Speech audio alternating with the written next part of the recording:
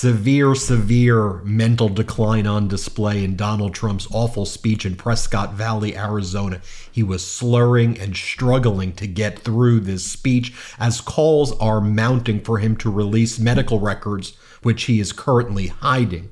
Per usual. Here, Donald Trump at this speech tries to say a sentence and fails, and he's saying like Zen. I'm not even sure what he's saying. Let's play it. Deserve. That includes you guys, okay? That includes Zen. Does that include us? Yeah. You're top of the list. More slurring by Donald Trump. He tries to say Albert Einstein, and then he says that he's the smartest person ever. Very strange stuff. Let's play it. I think they say, you know who the smartest person they say in history was? Albert Einstein. He said Trump. I agree with him. He said Trump. It continues. Donald Trump tries to say the word company, but ends up saying the word con. Play the clip. Do you know Biden never took it off? Because if he ever did, it's so much money. But also, if he ever did, our country would be just overrun. Donald Trump then talks about how he gets on stage and for weeks he's ranting and raving. Here, play this clip. Mostly one mispronunciation of a word. He's cognitively impaired. He's getting old. He's getting old.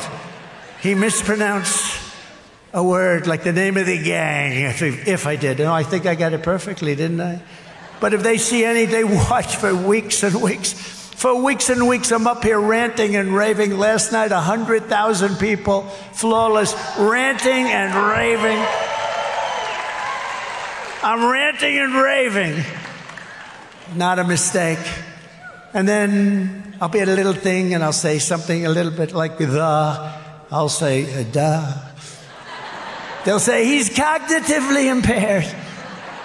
No, I'll let you know when I will be. I will be someday. We all will be someday, but I'll be the first to let you know. Yes, Donald, we will say you're cognitively impaired because we are watching you on stage like that. As we've been reporting before in Detroit, it seemed that he relieved himself on stage, soiled himself. We did lots of videos on that. I'm not going to bring it back here on this video. Then Donald Trump starts talking about eugenics and do you believe in genes and they're strong genes. This is Nazi talk right here, folks. Here, play the clip. He's the longest serving professor in the history of MIT, like 40 years or 41 years. Can you imagine? So this is good. Does anybody believe in genes? Do you guys believe in genetics? These guys have good genetics, too, for safety, and that's all we want you for. We don't want you for anything else. We don't want you for anything else. Then Donald Trump says that TiVo is the greatest invention ever. Let's play it. I watched that debate. It's, you know, the TiVo or its equivalent. I give it the greatest invention in history, TiVo or its equivalent. Seriously? TiVo? Then Donald Trump talks about how he loves to sleep with and kiss a chart. He says he sleeps with it and kisses it every night. Here, play this clip. I want to have a strong border, and that's why we had that beautiful chart, my favorite chart in history. I sleep with it, I kiss it. Then Donald Trump talks about bringing back the Alien Enemies Act of 1798, and he says that's when the politicians were best, and they were the toughest in 1798. To expedite removal of the Tren de Aragua and other savage gangs, I will invoke the Alien Enemies Act of 1798. Can you imagine? Those were the old days when they had tough politicians. I have to go back that long. Think of that, 1798. Oh, it's a powerful act. You couldn't pass something like that today. Today we're politically correct. Today people kill and they end up getting out on bail in 2 minutes. No, this is a little different act. The Aliens Enemy Act. Folks, this is as deranged as it gets. You won't hear corporate media talk about any of this. That's why we need you to share these videos. Let me show you what else went down. Then Donald Trump, he's trying to talk about legislation and how a bill becomes a law. But then he talks about how his father used to tell him that, like, there are guys who need letters. Here, play this clip. I'm fine with the bill, but you don't need a bill. All you have to do is you need a president. You know, my father used to tell me, these guys that need letters, they'll come into my office, son, And they'll say, "Sir, thank you for the job. And, sir, could I have a letter saying that you've promoted me?" Those guys never worked out because they need a letter. It was the ones that walked in and said, "I'm the boss now, you're gonna listen to me." They didn't need a letter. He always would say, anytime they wanted a letter of authorization, they never worked out. She didn't need. And I'm sure if you have a family member who has suffered or is suffering with dementia, they will tell stories like that, just like that, right there. And as I've said before in my reporting, I'm not trying to mock that. There's a serious mental issue with this individual, and it's right there on display. Right there on display. Then he goes and says that he will not let Americans vote like they did in 2020. Let's play it. Then we had a rather strange election, didn't we? We're not going to let that happen again. Not going to let that happen again. Remember, we did great in 2016. We did much better in 2020. Millions of more votes. Then in one of the ultimate signs of projection, Donald Trump says that every time Vice President Kamala Harris gives a speech, there's a scandal. She goes on these shows and they're softball after softball and ends up in a scandal every time she opens her mouth. You know, we had 4 years of that. We had 4 years of that. And, you know, in his case, he developed. She was born that way. Donald Trump then talks about the convicted criminal, Sheriff Joe Arpaio here, and he goes, he was amazing, didn't do anything bad. I want him to be a leader in my administration. Play this clip. Brandon, sign him up immediately. Paul, you got to sign him up immediately. Sheriff Joe. Well, you didn't have any problems with Sheriff Joe. He was tough and fair. You know what? He was actually very fair. It was amazing. Here's a headline about some of the damage that Sheriff Joe caused. Remember, he set up those like internment camps in Arizona. He ended up paying or causing Arizona taxpayers to pay $273 million for his disgusting and criminal conduct. Here, Donald Trump starts talking about, well, I'll just randomly brings up one topic. Then what he now says is he calls it the weave. And the weave basically means that his mind can't process what he's saying. So he just says a bunch of words. So he'll start on one topic. Then like you'll see here, he gets the acronym wrong. Then he starts talking about drugstores. Here, play this clip. To expedite removal of Tren de Aragua. I have good luck with that name. Some people can't do it. They said, sir, why don't we just, they say TDR. I say, no, that doesn't sound too good. That sounds like a drugstore. I don't want to do that. Of course, nowadays, if you look at our drugstores, they do pretty good there. Do you see the drugstores? You can't get anything in certain places. You can't, most places. They have to put up glass in front because everything's taken. They walk out, they just take it. And by the way, that's not the weave. That's dementia. That's a serious cognitive impairment that we are watching, in my opinion, seeing that and having spoken with doctors about what that is. That's what that is right there. And everybody should be sounding the alarm right now. And then Donald Trump, in his delusional fantasy world, says that Arizona is occupied, it's invaded, and that migrants have conquered Arizona and he's needed to liberate it. So I will rescue Arizona and every town across America that has been invaded and conquered. They've been conquered. They're conquering the towns. And he goes on to say that right now it's worse than losing a war because America is now known as an occupied nation. No, it isn't. America is known as the nation right now that's leading the world in GDP, leading the world in innovation and manufacturing, has a stock market right now that is leading the world in growth.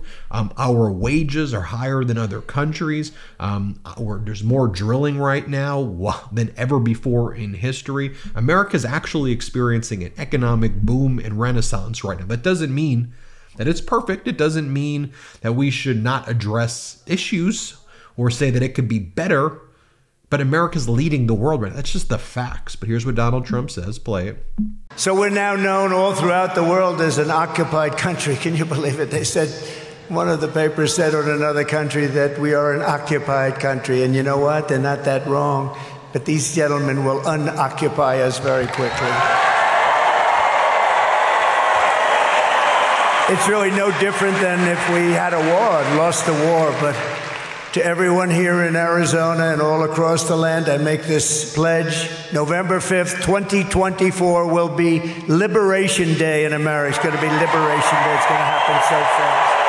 You know, and that's why I think, though, you have people who are Democrats, Republicans, people who don't even care about politics right now, who are all standing up and uniting. Like, take a look at today what went down in St. Augustine's historic downtown, overwhelmed by Harrison Walls supporters. And we're seeing communities all across the state come along. Like this. Play this clip.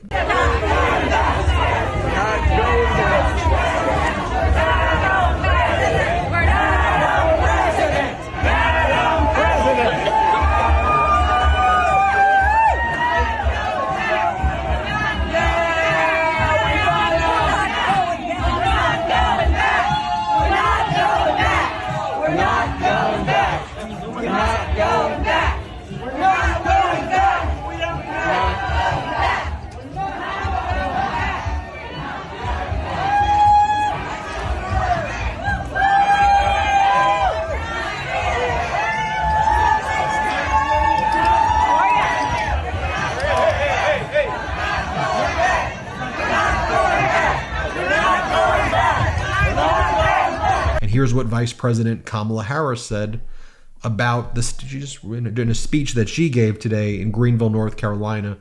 Let's play it. Never again.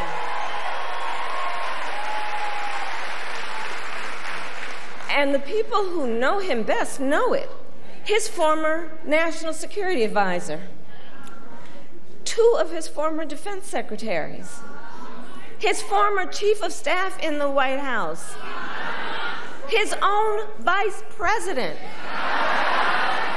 have all warned America Donald Trump is unfit to serve.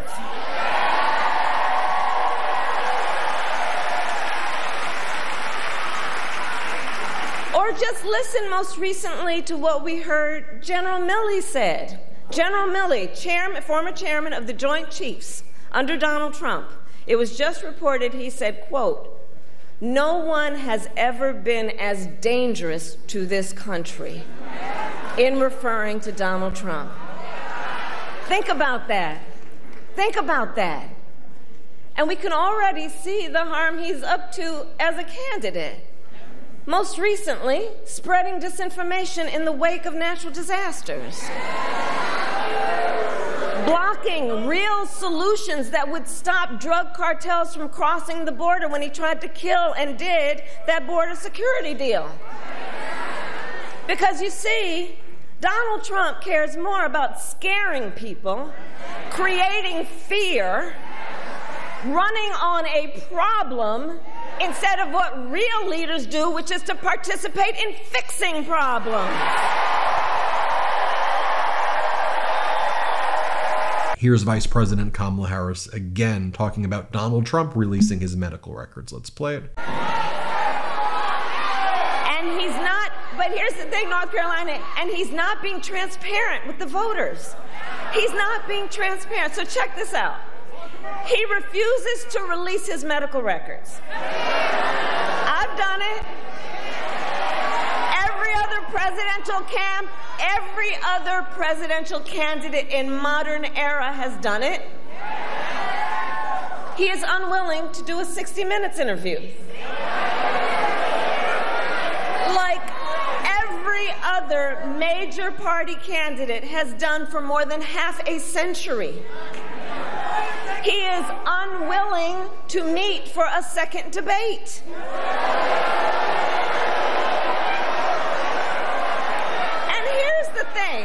Here's the thing. It makes you wonder. Why does his staff want him to hide away? One must question. Are they afraid that people will see that he is too weak and unstable?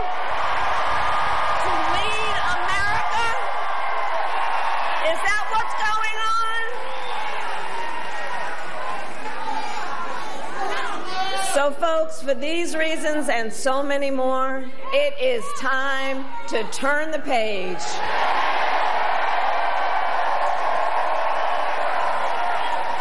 And here she is talking about a lot of her plans and actually giving specifics about what she's going to do for people. And she says a lot of Americans are stuck in what's called the sandwich generation, and she's proposing specific proposals like let Medicare basically pay for, completely, fully pay for the care of boomers and people who are older right now. Allow the sandwich generation to be able to buy homes and other things. And let's give tax cuts to middle class, tax cuts for people starting businesses. Let's help people from the bottom up, middle out. Here, play this clip. We will expand Medicare to cover home health care for seniors,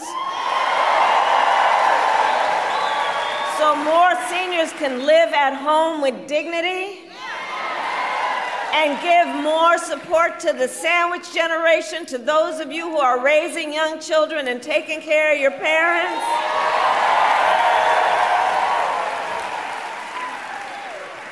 And look, I just have to say something about home health care and the need that I know so many people have for help. Look, so when my mother was sick, after she had been diagnosed with cancer, I took care of her. And for those of you who have taken care of somebody who needs that kind of help, it's about trying to cook something that they have a taste for and want to eat. It's about trying to find something that they can wear that is not irritating their skin and is soft enough. It's about trying from time to time to figure out something you can do to just bring a smile to their face or make them laugh, right? It's the work that is about giving folks dignity. But far too many people on this issue of home health care, if you need the support to give that care to your family member, it means either paying down and losing as much as you can to be able to afford to have Medicaid, or having to leave your job, which means cutting off a very important part of your income, just to give people in your life the dignity and the support they deserve. That's why I'm saying we're going to have Medicare cover that home health care to help you. To help you. There you have it, folks. Let me know what you think. Hit subscribe and let's get to 4 million subscribers together. Thank you for watching. Hey Meidas Mighty, love this report? Continue the conversation by following us on Instagram @MeidasTouch to keep up with the most important news of the day. What are you waiting for? Follow us now.